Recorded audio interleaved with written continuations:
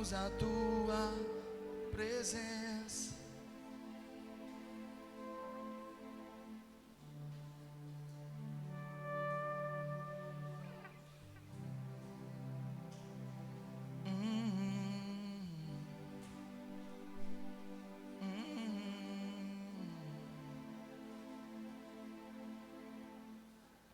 Aleluia, aleluia, aleluia. Precisamos nos acostumar, porque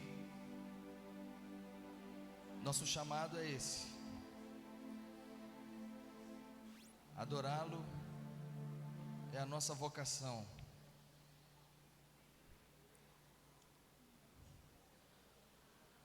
Aleluia. Quantos estão felizes? O Senhor é bom ou não é?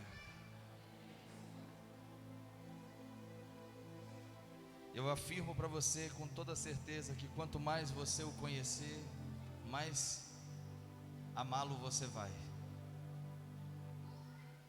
O amor de Deus são como cachoeiras que vão se liberando sobre nós, vão nos lavando. Ele vai nos lavando. E sabe, Paulo entendeu bem que à medida que você contempla a face do Senhor, você vai sendo transformado pela presença e pela glória do Senhor. E o resultado disso é que a glória do Senhor, quando você o contempla, ela te muda, ela te transforma de uma pessoa em outra pessoa. Ela te tira de uma condição e te leva à condição de Deus.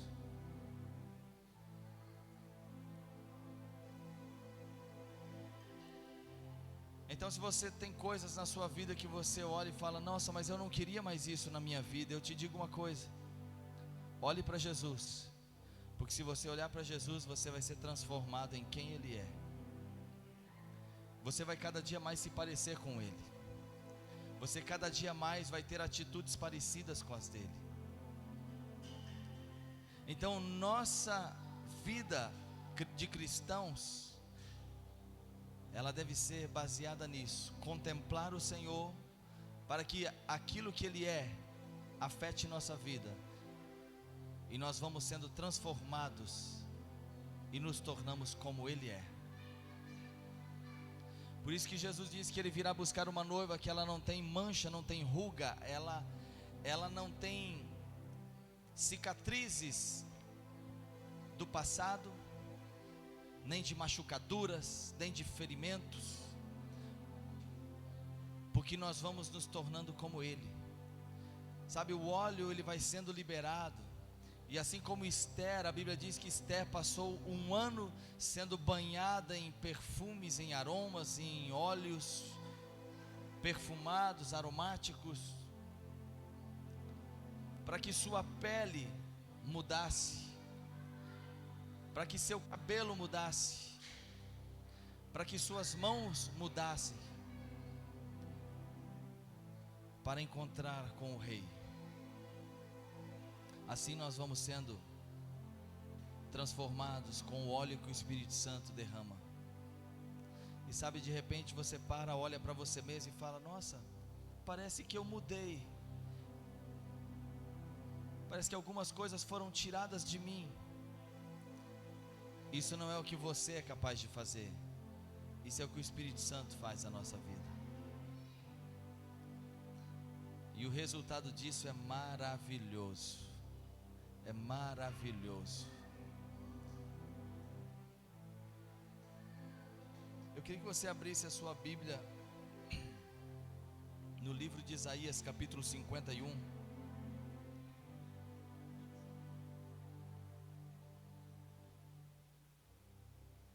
Isaías capítulo 51.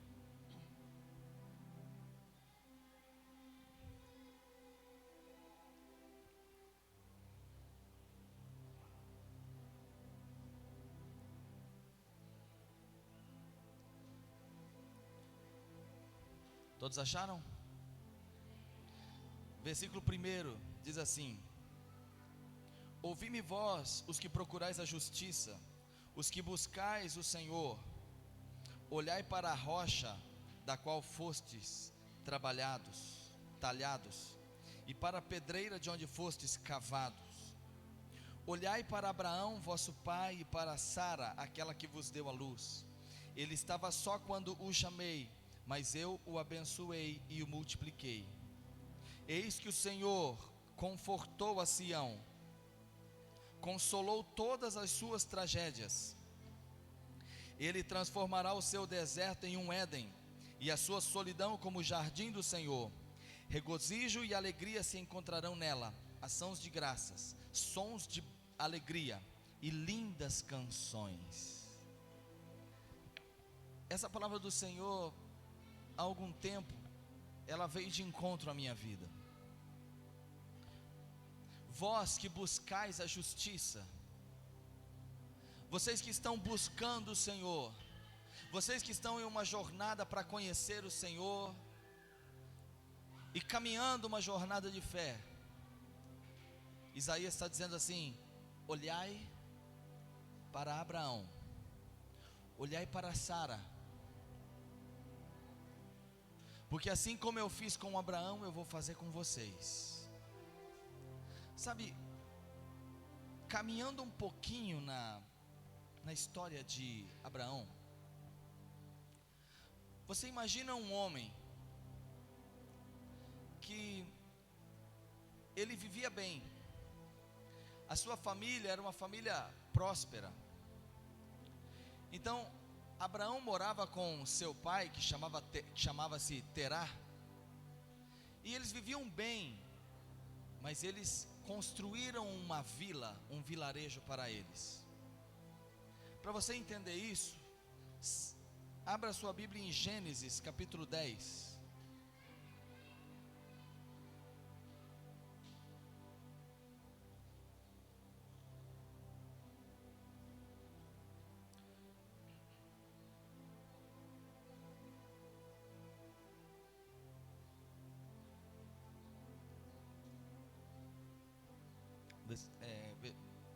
Gênesis capítulo 11.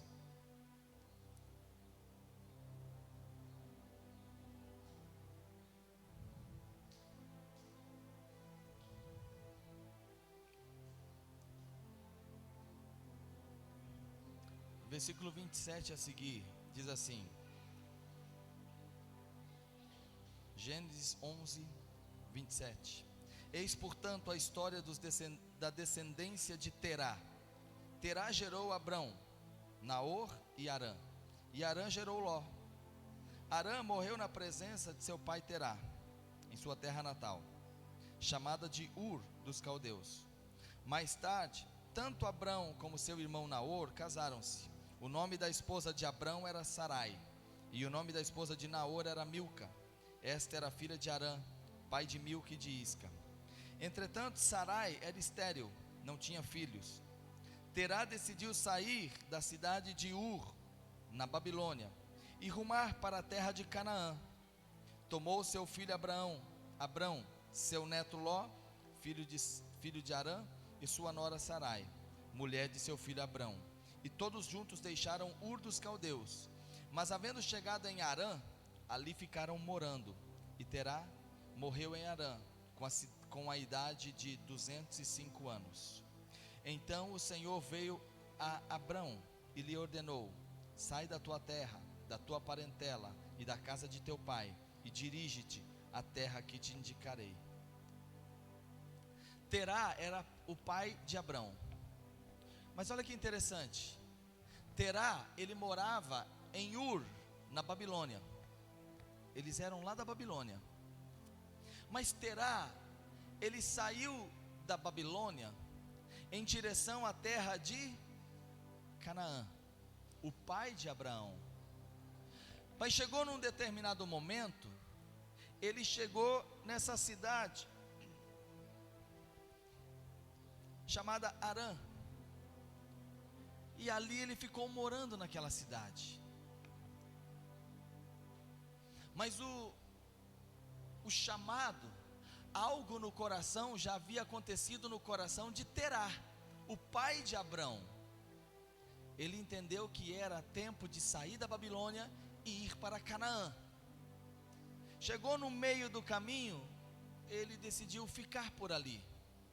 Isso diz respeito a muitas pessoas, que eles têm um chamado de Deus na sua vida, e eles começam a andar naquele propósito, mas de repente, por uma razão ou outra razão, por N situações, eles param no meio do caminho, em um bom lugar.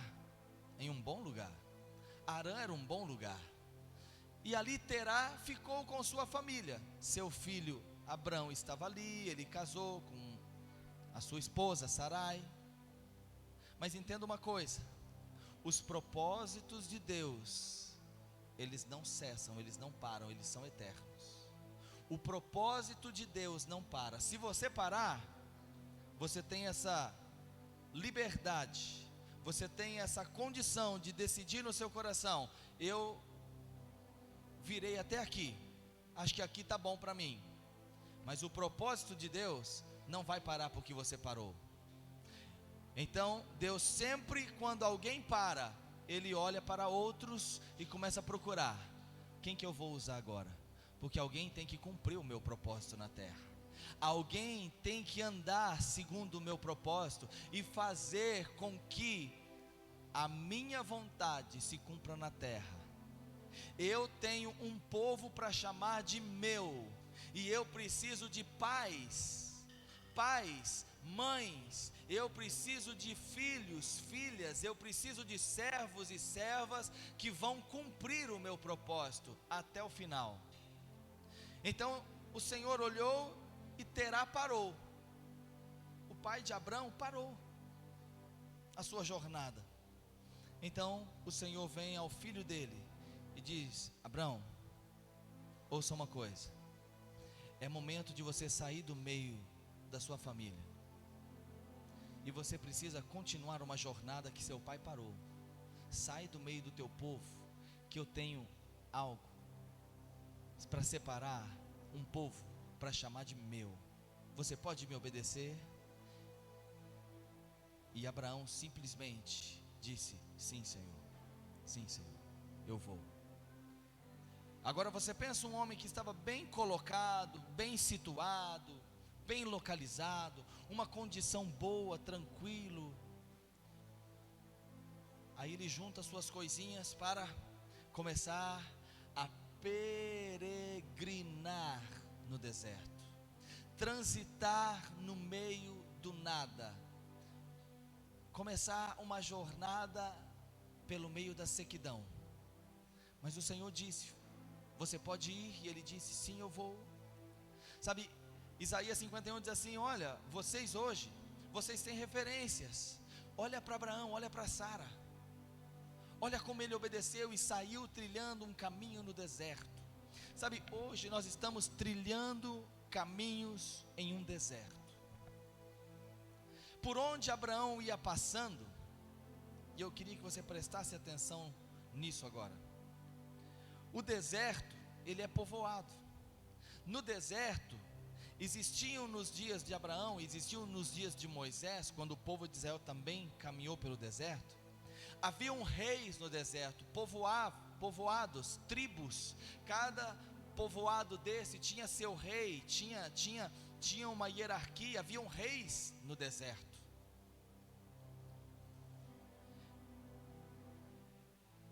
E aquele povo, assim como Abraão e o povo de Israel, eles foram transitando pelo meio daquele povo.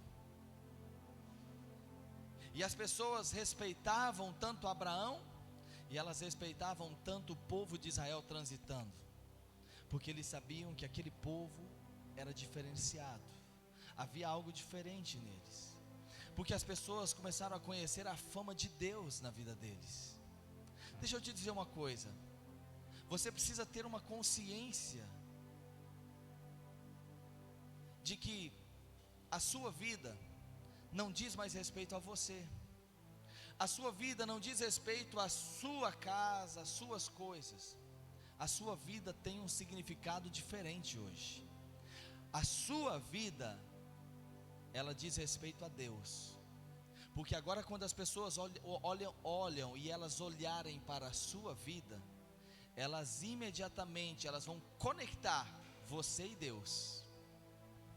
Quando as pessoas olham para os cristãos, elas ficam confusas, porque elas olham para os cristãos, e o próprio nome diz cristãos, elas ligam o cristão e o seu Cristo, o cristão e Deus. Mas sabe o que acontece? Elas não encontram muita concordância entre aquilo que eles professam e entre aquilo que o seu Deus diz que é. Então o mundo fica um pouco confuso às vezes olhando para a igreja, porque ele não encontra essa concordância, ele encontra uma discordância, porque o que nós deveríamos ser, nós não somos, como nós deveríamos agir, não agimos. Então as pessoas não entendem como que nós podemos ser diferentes. Falamos de um Deus diferente, falamos de um Deus grande, de um Deus poderoso, mas na verdade a nossa vida não corresponde a essa grandeza de Deus, ela não corresponde a essa santidade de Deus, ela não corresponde com a verdade de Deus. Então as pessoas ficam confusas ao olharem, porque a sua vida não diz mais respeito a você. Não, eu sou assim, eu ajo assim, porque eu entendo que é assim. Deixa eu te dizer uma coisa, você não entende mais nada. Quem te governa é o Espírito Santo, e precisa ser governado pela palavra de Deus. Agora não é mais o que você quer, mas é o que Ele quer. Não é mais o que você deseja, é o que Ele deseja. Ou então, desculpe, mas você pode guardar um bilhete da salvação no teu bolso? Porque se você crê em Cristo Jesus, que Ele é teu Senhor e Salvador, você vai para o céu. Se isso crê no teu coração, a salvação é uma coisa muito íntima, e só Deus para resolver com o coração de cada ser humano. Agora eu te digo uma coisa, Deus está procurando soldados para batalhão especial, soldados para fazer coisas que outros não terão condição de fazer. Deus está procurando soldados para entrar no esquadrão de elite. E se você viver com essa concepção de vida, você nunca será. E aí você vai ver pessoas começarem, talvez a pessoa do seu lado, começar a se levantar e Deus fazer coisas na vida dela, e através da vida dela, você vai falar, mas nossa, começamos juntos, eu me converti primeiro que você. Mas não é essa a questão, é a entrega. Eu descobri, eu não sou mais meu. Caso contrário, Jesus é apenas meu Salvador e não meu Senhor. Porque se Ele é o meu Senhor, eu devo serviço a Ele. Ele manda, eu obedeço. Ele é meu Senhor. Você está entendendo? Porque nós fomos comprados por Ele, por um preço que jamais algum outro poderia pagar pela sua vida. Então agora Ele é meu Salvador, e como eu reagir a essa pessoa, Ele vai se tornar meu Senhor. Se Ele for o meu Senhor, eu vou ter tudo o que existe na casa do meu Senhor. Tudo o que pertence a Ele vai pertencer a mim também. Os servos no passado, eles tinham 6 anos de escravidão total. Durante 6 anos, quando um senhor comprava aquele escravo, lá nos períodos bíblicos, lá atrás, aquele servo, ele tinha 6 anos de serviço obrigatório. Mas Deus, como Ele era um Deus bom, e olha como Deus é diferente, até apesar da sociedade que havia na época, Deus estabeleceu assim: Israel, é o seguinte, existe escravo no meio de vocês, é um costume pagão. Eu vou dizer uma coisa, você comprou um escravo, 6 anos ele vai te servir. No 7º ano, você vai dar uma carta de liberdade, de alforria. Cada patrão, no 7º ano, ele escreve uma carta de liberdade àquele servo, àquele escravo. Aquele escravo está livre. Agora, se aquele escravo, se aquele servo, ele decidir e olhar e falar: não, meu senhor, você é bom para comigo, eu não quero ir para lugar nenhum, eu vou ficar trabalhando contigo aqui. Então aquele senhor, ele pegava aquele escravo, furava a orelha dele, e então aquele furo na orelha era um símbolo, era um sinal de que aquele escravo foi remido. Ele não tinha mais dívida para pagar ao seu senhor, mas agora ele trabalhava para o seu senhor por amor. E ele não vivia mais nas casas largadas e senzalas. Agora aquele homem, aquela mulher, ele vivia na casa do Senhor, porque ele era um escravo do amor. Ele decidiu viver com o seu Senhor. E eu descobri que esse é o meu lugar. Eu decidi, Senhor, obrigado pela carta que você escreveu na cruz, dizendo que eu sou livre. Jesus escreveu uma carta, um testamento na cruz do Calvário, dizendo: você não é mais escravo do pecado, você não é mais escravo da maldição, você não é mais escravo da doença, você não é mais escravo de coisa nenhuma, você é livre. Você pode ir para onde quiser, fazer o que você quiser, a vida é sua de novo agora, faça dela o que quiser. E eu disse: Senhor, eu não tenho como agradecer por tão grande salvação. Agora, Senhor, eu vou te dizer uma coisa: obrigado pela carta, obrigado pelo testamento, obrigado pela salvação, pela liberdade, mas Senhor, fura minha orelha, porque eu vou ser um servo teu na tua casa para sempre. Então o Senhor vai lá e fura a sua orelha, e aquilo é um sinal, um testamento eterno de que aquele escravo é livre, mas ele está aqui porque ele me ama. E eu o amo agora também, porque o amor gera amor, porque o amor produz amor, porque o amor faz amor. Então agora a sua vida, você tem toda a liberdade e direito de fazer o que você quiser com ela. Mas alguém, em algum lugar, em algum momento, vai começar a encontrar os pés do Senhor e dizer: Senhor, fura as minhas orelhas. Eu posso fazer qualquer coisa, mas eu não vou sair da tua casa. O teu campo é o meu campo, o teu lugar é o meu lugar, a tua colheita é a minha colheita, tua terra é a minha terra.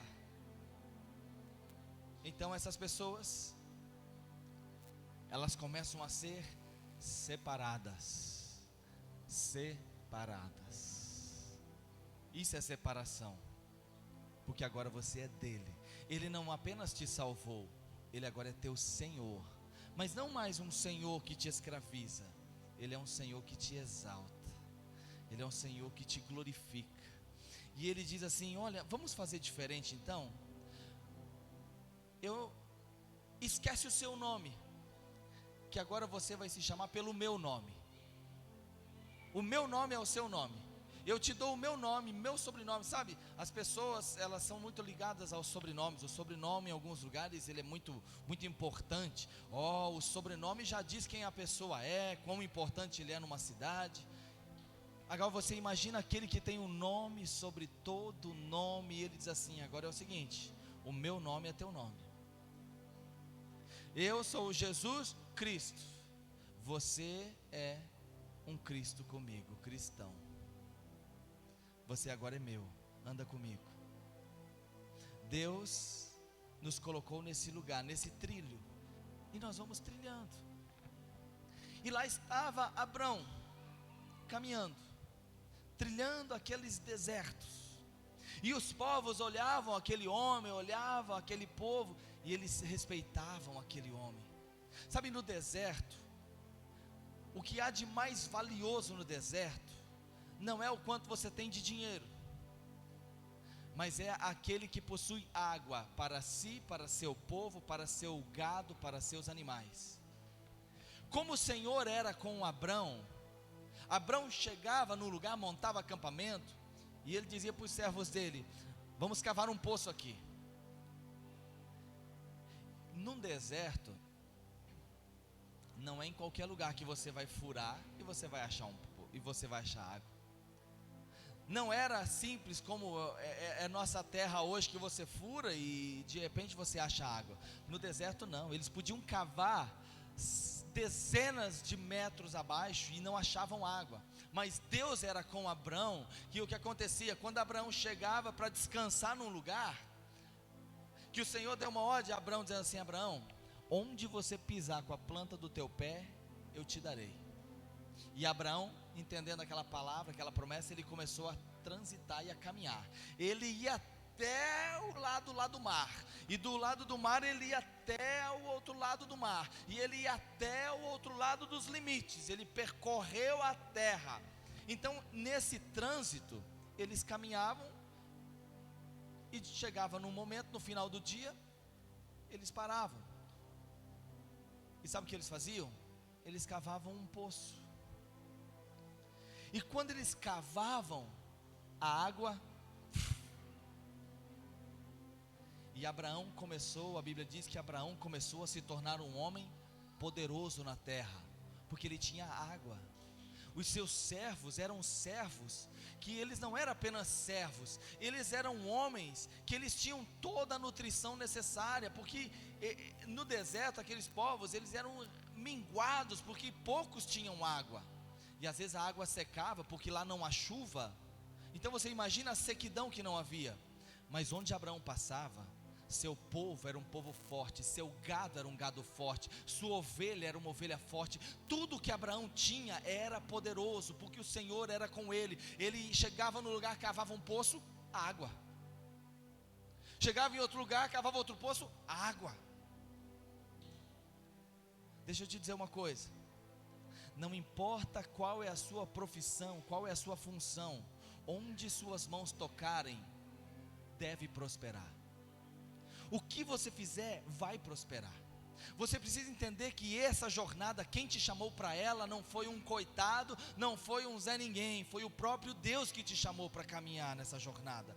Então o que você fizer, você verá que você é bem sucedido. E bem sucedido não é ser um milionário, bem sucedido é que você é alguém totalmente resolvido com aquilo que tem na sua mão hoje. O que você tem hoje? Você precisa se alegrar e ser feliz com o que você tem hoje, porque se você se alegrar e se realizar e se deleitar no Senhor, naquele pouquinho que você tem hoje, o Senhor te prepara para coisas maiores amanhã. Eu te digo uma coisa, se Deus não puder confiar a riqueza natural na mão dos seus filhos, como Ele vai poder confiar as riquezas eternas do céu? Como Ele vai confiar um poder que não é qualquer poder, é o poder que é capaz de fazer, tirar pessoas dessa terra e levar à eternidade? O maior poder que existe é o poder da salvação, e Deus faz isso. Ele tira um homem do inferno e leva ele para o céu.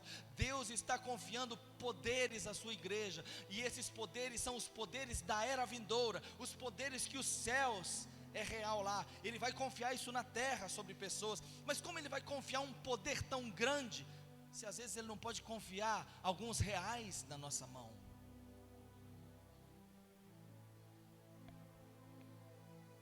Então eu te digo algo, esses dias são dias em que o Senhor está olhando a terra, confiando pessoas, olhando coração a coração.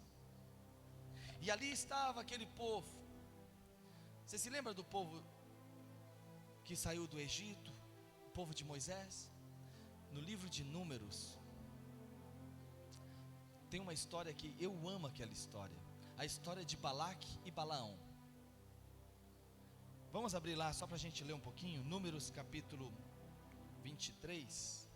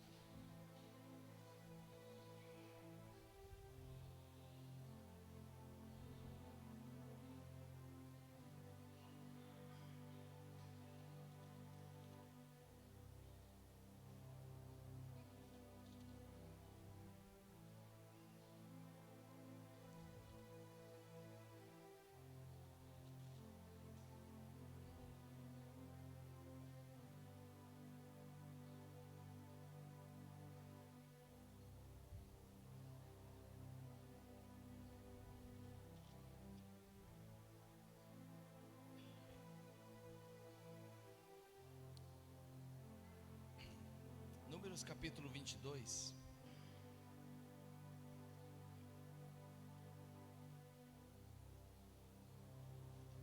Diz assim, versículo 1: Então os israelitas partiram e acamparam nas campinas de Moabe, a leste do rio Jordão, nas proximidades de Jericó, que se situava no outro lado do rio. Balaque, filho de Zippor, viu tudo que Israel fizera contra os amorreus, e Moabe tomou-se de pânico diante desse povo, pois era muito numeroso. Moabe teve grande preocupação e receio dos filhos de Israel. Então os moabitas disseram aos líderes de Midian: eis essa multidão que devora tudo ao redor de nós, como boi devora a erva do campo. Em seguida, Balaque, filho de Zippor, rei de Moabe naquela época, mandou seus emissários para chamar Balaão, filho de Beor, que estava em Petor, que fica próximo do Eufrates, o grande rio, em Amave, sua terra natal.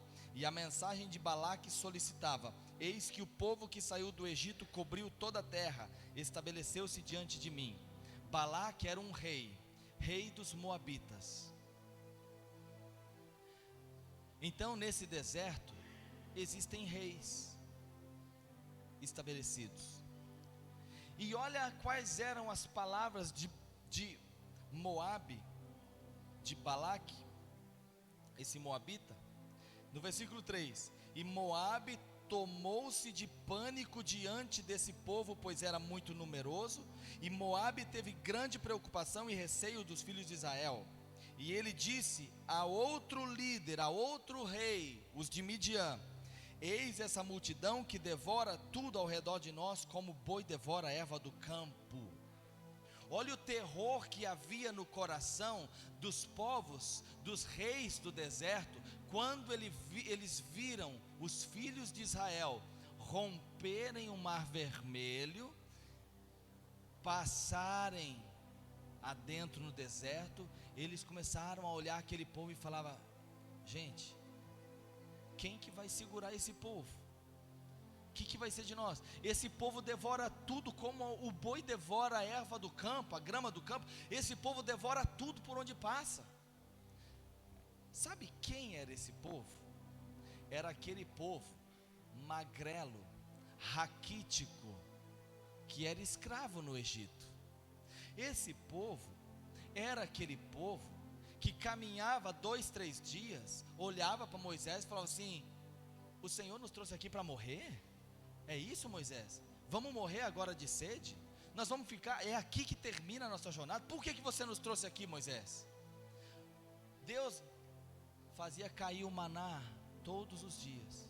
Eles começaram a comer, 1 semana, 2 semanas, passou um tempo que eles começaram a falar: Moisés, nós queremos carne, nós não vamos ficar comendo esse pão todo dia?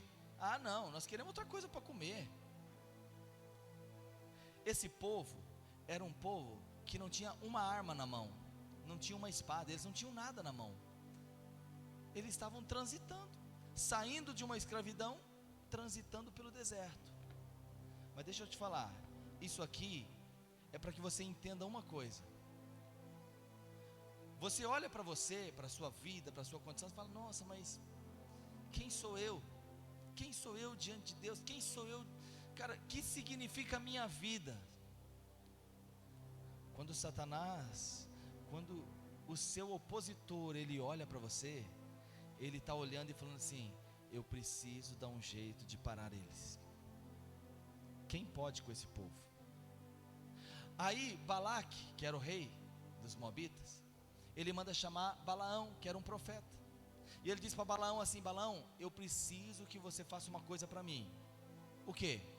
Eu preciso que você amaldiçoe esse povo. Rapaz, esse povo, olha isso. Eu estou com medo desse povo, porque esse povo está devorando tudo. Esse povo vai vir, vai tomar tudo de mim. Esse povo vai me derrotar, é meu fim, acabou para mim. Então Balaão pega aquele dinheiro e vai tentar falar com Deus, para que Deus amaldiçoasse aquele povo.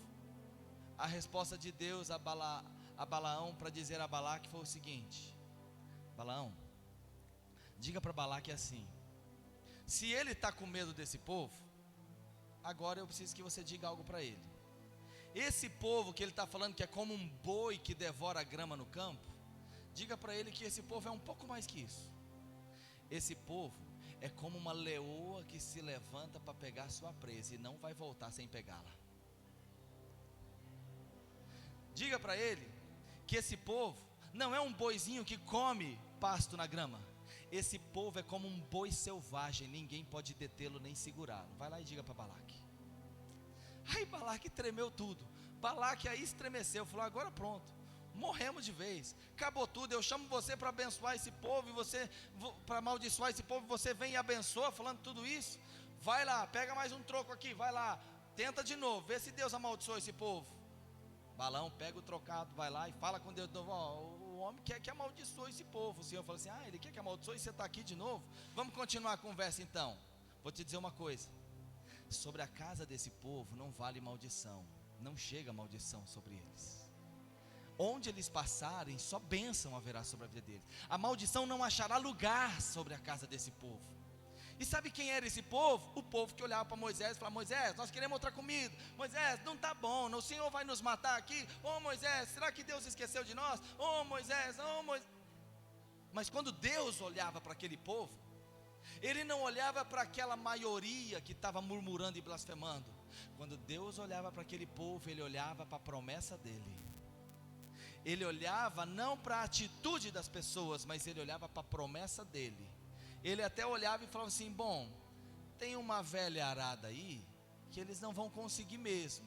O Egito está muito forte na mente deles, e eles não vão conseguir. Mas eu vou dizer uma coisa: há uma juventude ali. Você está vendo Josué? Você está vendo Caleb? Eles são diferentes. Eles vão liderar esse povo com uma juventude que vai tomar a terra, e vão ser tudo isso que eu estou falando, eles se tornarão. E sabe o que aconteceu? Exatamente assim. Exatamente assim. Sabe por quê? Porque alguns podem tombar no deserto e cair com a sua incredulidade, mas alguns o deserto fará e forjará um tipo de gente inabalável. Deus está olhando e forjando nesses dias homens, mulheres, jovens que são inabaláveis. Como ele disse para o profeta assim: olha, a sua face, ela é como uma rocha. Não adianta vocês olhar e lançar palavras, e tentar lançar medo, e tentar amedrontar, porque o rosto que eu vou fazer de você, Jeremias, o seu rosto será como o da pederneira. Nada vai abalar sua condição de força e fé. É como Jesus, quando apresentaram-se os soldados, dizendo assim: nós viemos aqui e vamos prender alguém. Jesus disse: quem vocês procuram? O Jesus. Jesus disse: sou eu. Quando Jesus disse: sou eu, os soldados caíram no chão. Jesus ficou olhando, os discípulos olhando tudo aquilo. Aqueles homens se recompuseram, pegaram suas armas de novo. Jesus disse: quem que vocês procuram? Jesus. Ele disse: sou eu. Os homens, porque era o grande eu sou. Imagina o grande eu sou dizendo: eu sou, eu sou.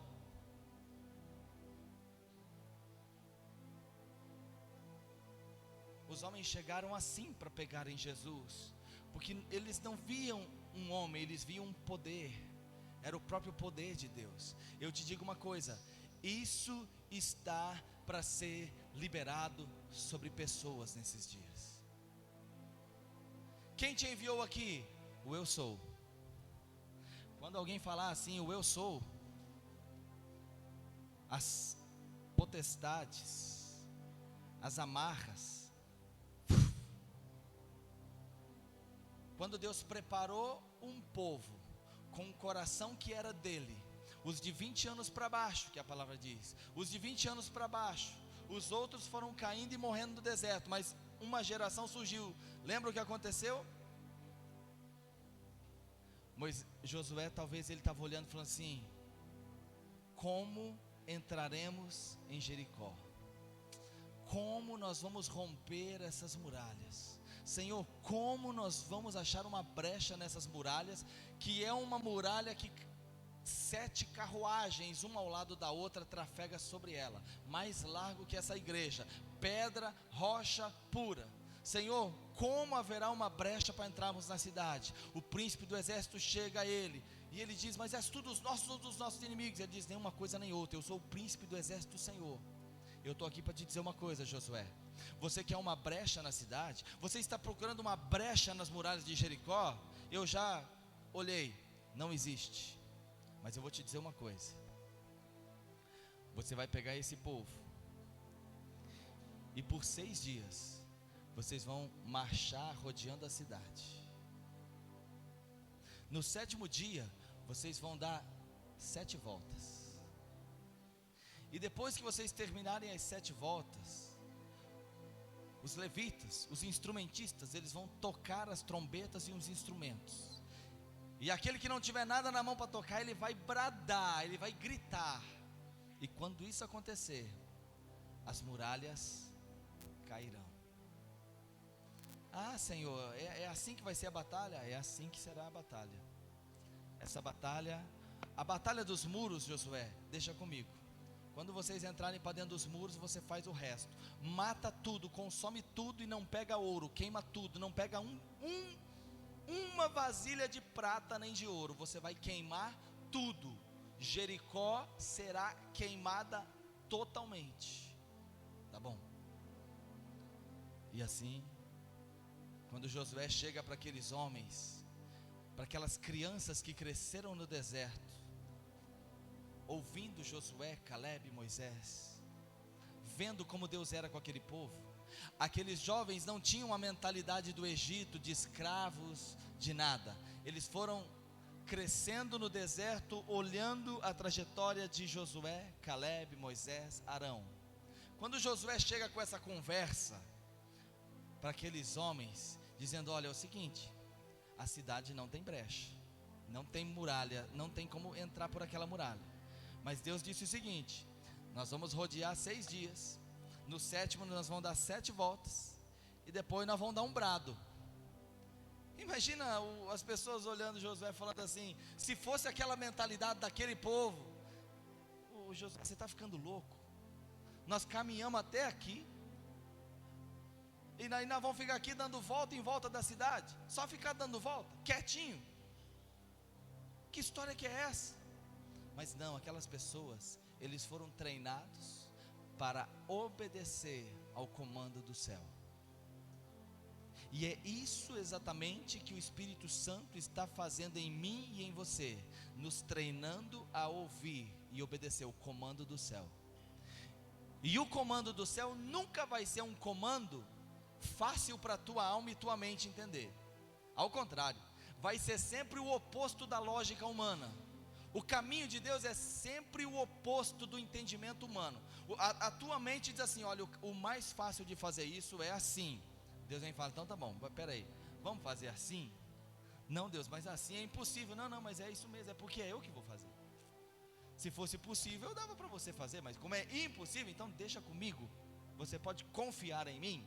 Você entende que esse é o caminho do Senhor.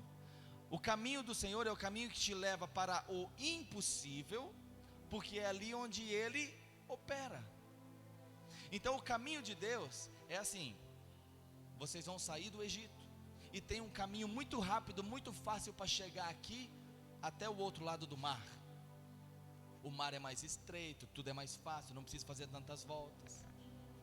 A nuvem de Deus começa a transitar e vai levando o povo para o outro lado, para o lado sul, e de repente aquele povo começa a olhar e fala assim: nossa, mas esse caminho mesmo? Sim, esse caminho. Mas por aqui o mar é mar, lá pelo menos é um canal. Como que nós vamos fazer? Você fala: confia em mim. Deixa eu te dizer uma coisa: Deus é assim.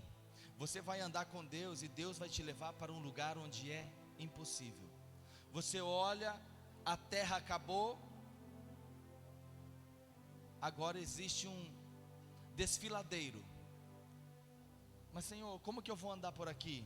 Falou: bom, os seus pés te trouxeram até aqui, agora você precisa confiar em mim, que daqui para frente você vai caminhar comigo.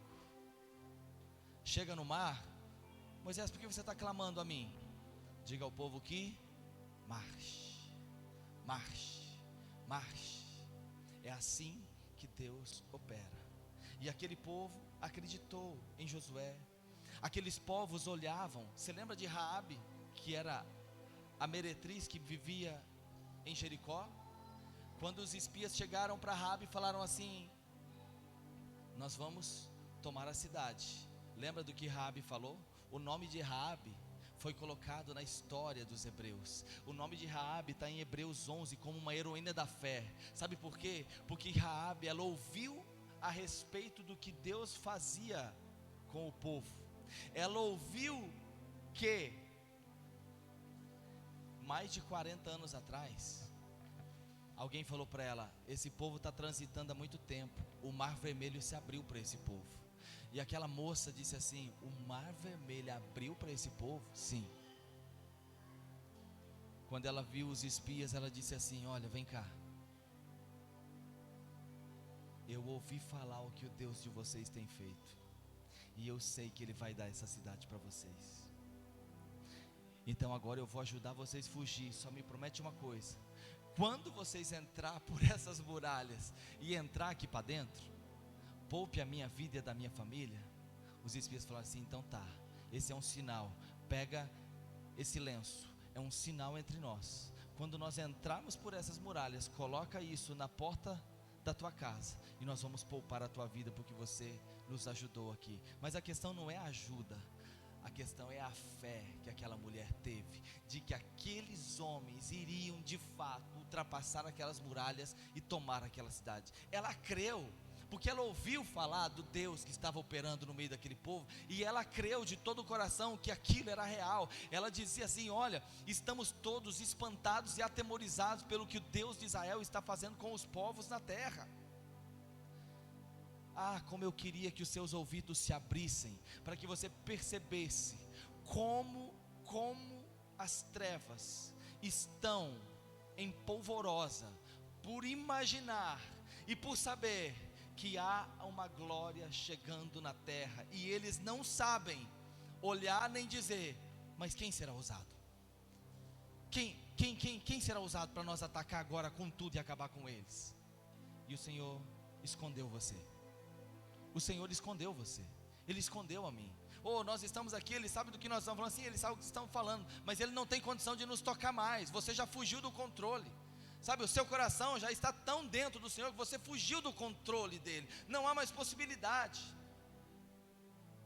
Talvez Ele ainda vai tentar colocar um pouco de dinheiro, um pouco de aflição, um pouco de tribulação, um pouco de medo no seu coração. Mas são coisas as quais agora, num estalo de dedo, você mesmo pode sair de tudo isso aí, porque a hora de Deus é chegada. E eu queria, do fundo do meu coração, Salmo 105, se você pudesse abrir, nós já vamos terminar.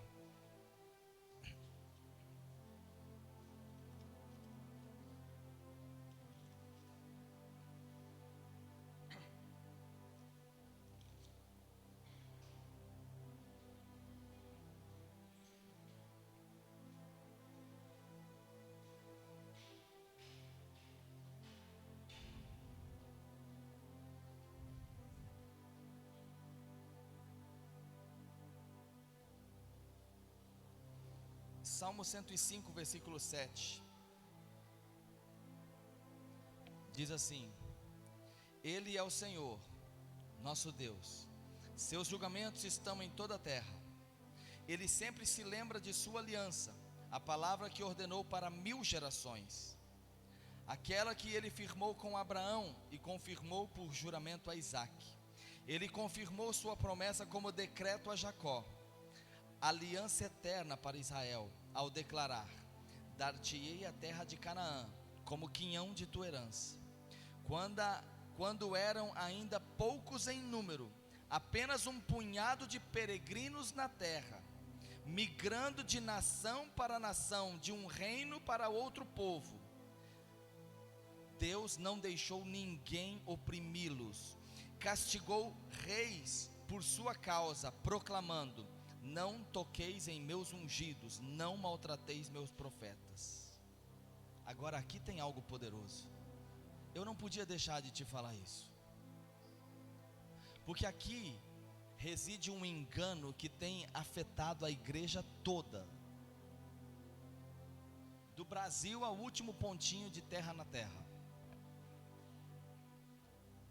Deus disse aqui que Ele ordenou, não deixou que ninguém oprimisse, castigou reis por sua causa, proclamando: castigou reis por sua causa, proclamando: não toqueis nos meus ungidos. Sabe, há um engano que diz assim: o ungido do Senhor é aquele que é pastor, que está no púlpito, é aquele que está pregando.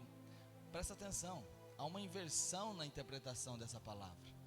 O Senhor está falando um pequeno povo, peregrinando pelo deserto, de reino a um reino, passando pelo meio de um povo para o meio de outro povo. O povo de Deus, Deus advertiu reis a respeito do seu povo, dizendo: reis, não toquem nos meus ungidos. Olha como inverteu-se.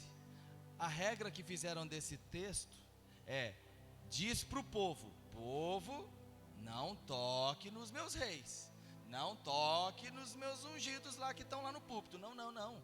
A ordem de Deus foi aos reis, aos grandes, dizendo: olha, esse povo é pequeno, mas não toca nos meus ungidos, não toque neles, não toca nos meus profetas. Sabe por quê? Quem são os profetas? São vocês. Quando a palavra é liberada na sua vida, ela é profecia na sua vida. A palavra da profecia foi dada a nós. Você é um profeta de Deus na sua vida, na sua casa, sobre a vida do teu filho. O que você falar, Deus diz sim e amém. Na palavra dele ele disse: eu digo sim, eu digo amém. Vocês são os meus profetas. Ele já não disse que vocês são reis e sacerdotes? O Senhor advertiu os reis, dizendo: não toca no meu povo, não toca nos meus ungidos. Eu ungi esse povo. Mas esse povo, eu ungi esse povo. Um dia o Senhor me fez entender isso, e eu me alegrei muito. Ele disse assim: olha, erraram tudo porque eles querem se colocar sobre as pessoas, então ninguém pode falar nada deles. Eu digo a você uma coisa: você tem que respeitar o seu irmão e amá-lo como a ti mesmo. O seu irmão sou eu, o seu irmão é um apóstolo, o seu irmão é um pregador, é um pastor. O seu irmão você deve amar como a si mesmo e honrá-lo dessa forma. Você não deve honrar quem está no púlpito em uma posição elevada. Isso aqui não é sinônimo de status, de grandeza, de posição maior. Isso aqui é serviço. Assim como você foi chamado para servir de uma maneira, ele de outra, eu de outra. Isso aqui é o serviço da casa de Deus. Mas isso não quer dizer que um é maior que o outro. Um apenas é chamado e entende o chamado, o outro entende o chamado, o outro entende o chamado, e todos fluímos e servimos no corpo de Cristo. Não é posição, não é elevação, não há nada disso. Os discípulos da igreja primitiva, os apóstolos da igreja primitiva, eles entendiam isso, e eles falavam: olha, nós somos os últimos. Paulo falou: nós somos os últimos.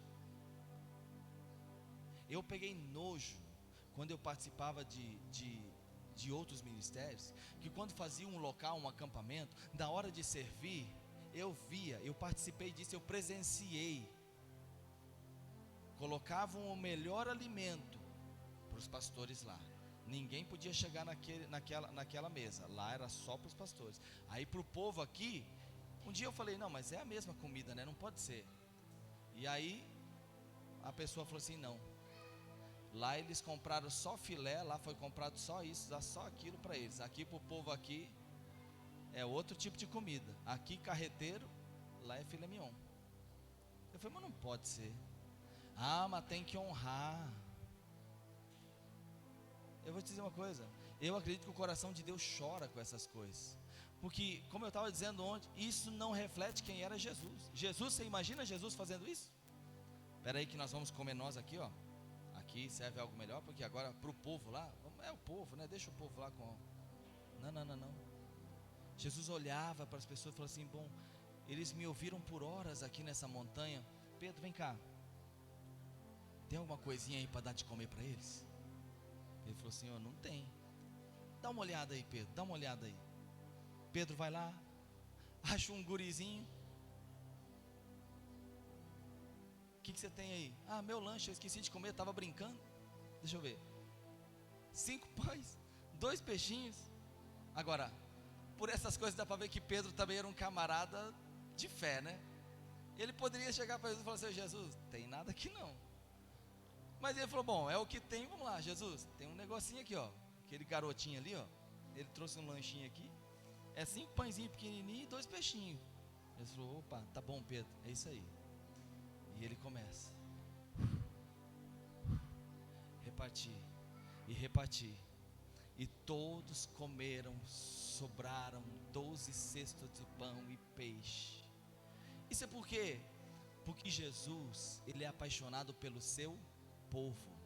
E ele ordenou aos reis: não toca no meu ungido. Quem é o ungido do Senhor? Esse irmão que está do teu lado. Esse irmão que está do teu lado é o ungido do Senhor. É sobre ele que repousa os olhos de Cristo, porque o sangue foi derramado por ele. Não teve uma gota de sangue diferenciada que caiu sobre aquele que tem um chamado de pregador. Ah, esse ali, ó, caiu uma gota de sangue diferente. Rapaz, você viu como aquele sangue de Jesus caiu diferente sobre a vida? Não.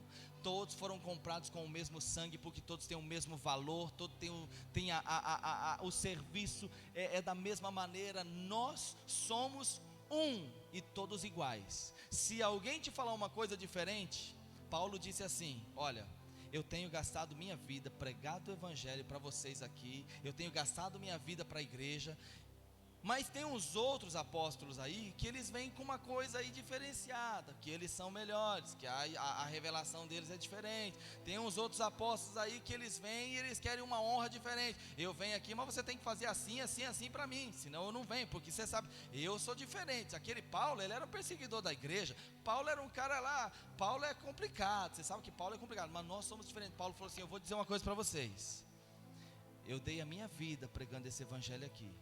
Se vier outro, um anjo do céu descer, bonito, iluminado, brilhando, com um outro evangelho desse que eu tenho pregado a vocês, seja maldito.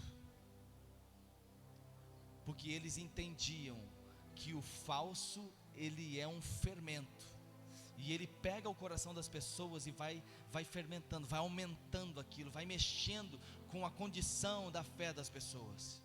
Eu digo uma coisa para vocês: tem muita coisa sendo pregado aí, muita coisa leva o nome de Jesus.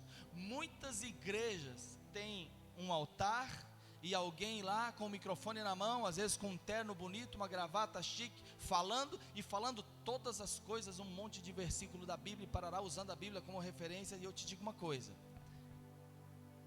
eu não quero ser duro, mas eu quero que você entenda quem você é, qual que é a sua posição. A serpente no princípio enganou Eva, e eu te digo uma coisa, a serpente hoje mudou de status.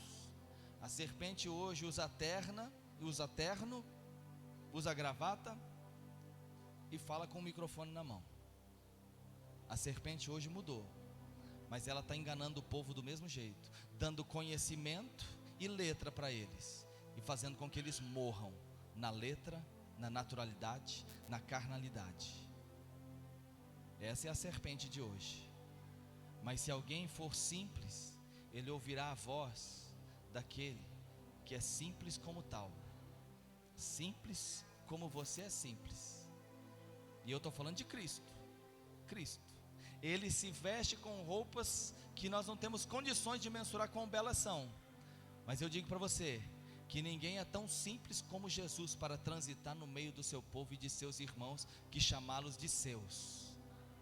Ele está nos lugares que talvez nós não gostaríamos de passar meia hora. Ele está naqueles lugares com o seu Espírito Santo, tentando convencer um e outro para trazer para a sua glória novamente.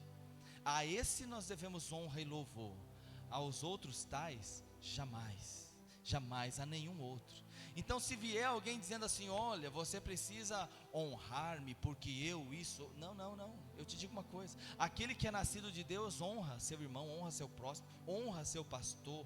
Se o teu pastor está aqui dando a palavra e ministrando sobre a tua vida, honre a vida dele. Se alguém compartilha das coisas espirituais com você, compartilha das coisas naturais com ele. É assim que Paulo falou, esse é o princípio. Mas isso é uma coisa de coração, de generosidade, uma coisa alegre, gostosa, prazerosa, não uma coisa que te força.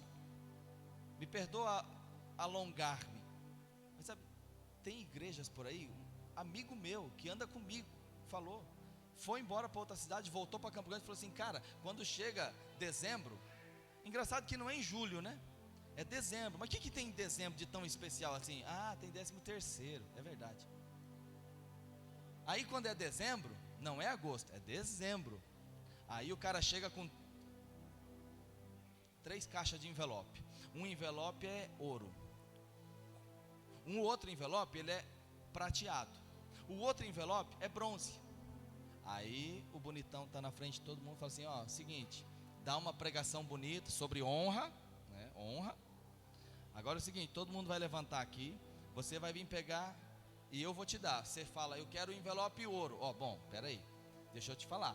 O envelope ouro, ele é ouro. Então, você vê aí, tem um envelope bronze, o prata e o ouro. Não, me dá o prata então. Então tá bom, o envelope prata é um envelope prata, é uma oferta, é prata. Se for uma coisa, então você pega o bronze. Mas fez isso com 1 a 1 da igreja, todo dezembro, não é abril. Cara, se é para mim fazer uma coisa dessa, eu vou pegar um carrinho e coletar lixo reciclável na rua. Então eu vou fazer outra coisa. Vamos fazer outra coisa. Não dá mais.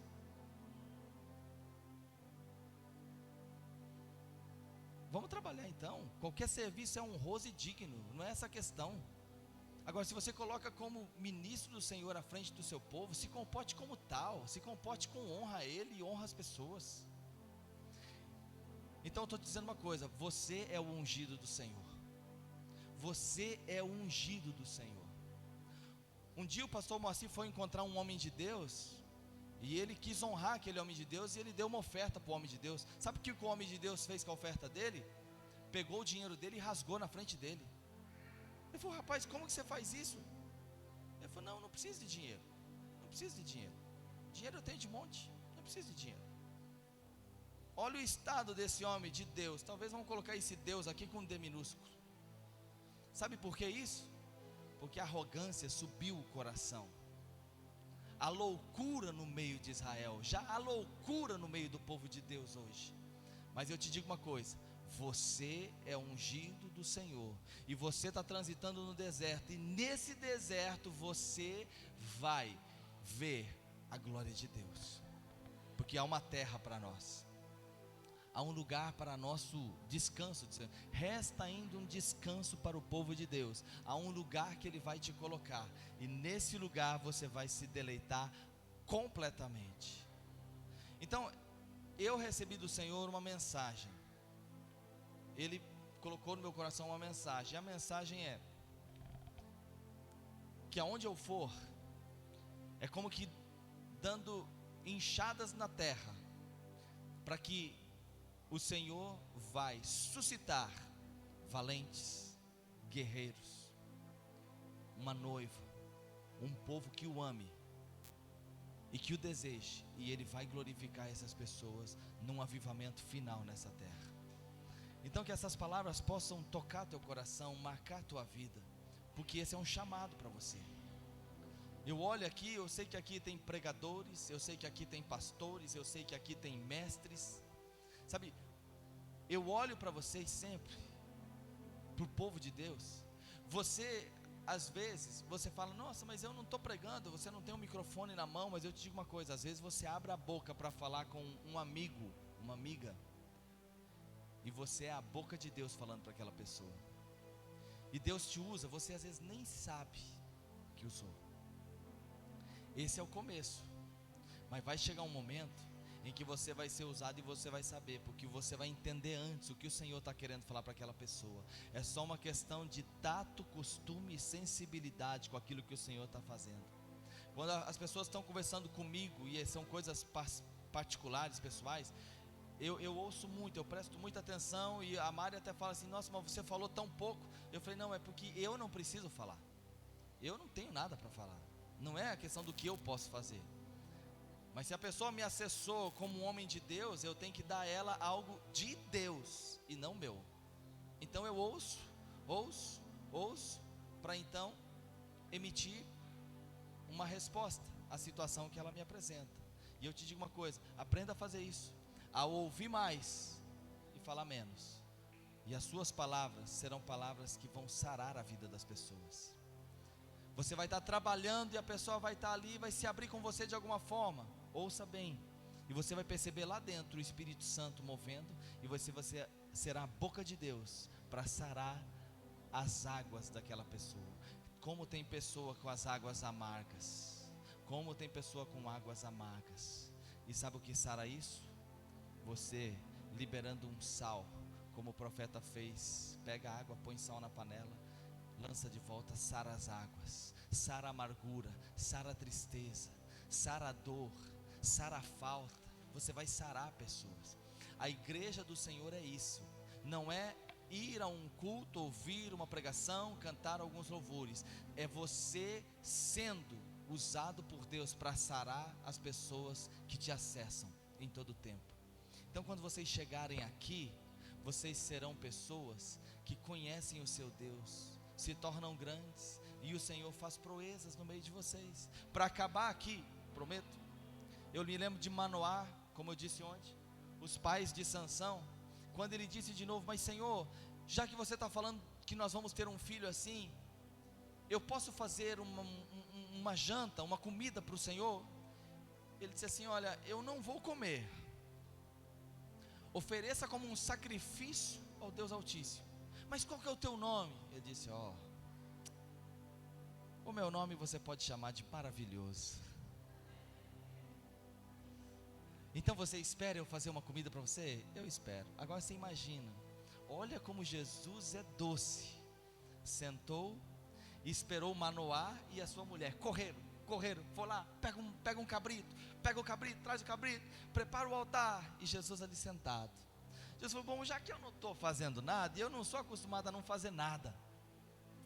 Jesus, a Bíblia diz assim, vai leia lá em Juízes, você vai ver essa história. Jesus olha e fala assim: bom, já que eu não estou fazendo nada e eles estão oferecendo sacrifício, vamos fazer uma coisa? A Bíblia diz assim que Jesus começou a fazer sinais maravilhosos diante deles, só para alegrá-los. Vamos fazer uma coisa maravilhosa aqui. E eles matando no vídeo. Nossa, é Deus mesmo, é Deus mesmo. E Jesus fazia outra coisa. Eles, nossa, é Deus mesmo. Aí Manoá, chega um momento que Manoá olha para a mulher e fala assim: mulher, nós vamos morrer. Nós vamos morrer, porque nós temos visto Deus Todo-Poderoso diante de nós estamos vivos. Que loucura é essa? Quem somos nós? Quem é você? Ela fala: bom, se nós não morremos até agora, e ele falou que nós vamos ter um filho, vamos continuar aqui que nós não vamos morrer não. Esse é o nosso Deus. Eu oro e falo assim: Senhor, poderia começar a fazer algo maravilhoso no meio do seu povo. Comece a fazer coisas maravilhosas quando eles estiverem reunidos. Comece a mover-se no meio deles. E o Senhor me diz, sabe o que? Ele diz assim: você verá, você viverá para ver Deus fazer coisas maravilhosas no meio do seu povo. E a glória não vai ser do grande pregador, o grande homem de Deus. Deus vai fazer por causa dos seus ungidos, por causa do seu povo, só pelo amor que Ele tem pela sua igreja. Aleluia. Vamos colocar de pé.